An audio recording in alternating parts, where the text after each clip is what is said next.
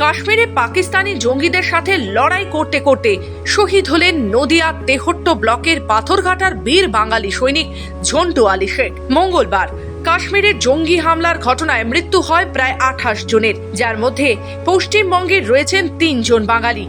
ঠিক তেমনি নদিয়ার একাধিক পর্যটক এখনো আটকে রয়েছে কাশ্মীরে। পর্যটকদের উপর জঙ্গি হামলার ঘটনায় কড়া অ্যাকশন নিতে শুরু করে ভারতীয় সেনা।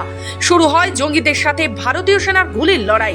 এবার জঙ্গিদের গুলিতে নিহত হলেন নদিয়ার তেহট্টের পাথরঘাটার বাঙালি ভারতীয় সেনা ঝন্টু আলী শেখ। স্বভাবতই পাথরঘাটার শহীদ জওয়ানের বাড়িতে খবর পৌঁছতেই কান্নায় ভেঙে পড়েছেন শহীদের পরিবার।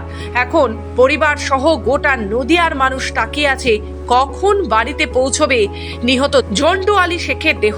যদিও কাশ্মীরে জঙ্গিদের সাথে গুলির লড়াইয়ে বাঙালি সৈনিক শহীদ হওয়ার ঘটনা কিছুতেই মেনে নিতে পারছে না গোটা গ্রামের মানুষ।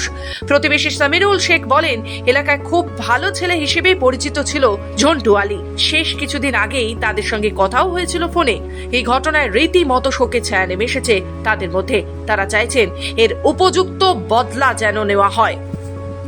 নদিয়া থেকে কুহেলি দেবনাথের রিপোর্ট, খবর বাংলা।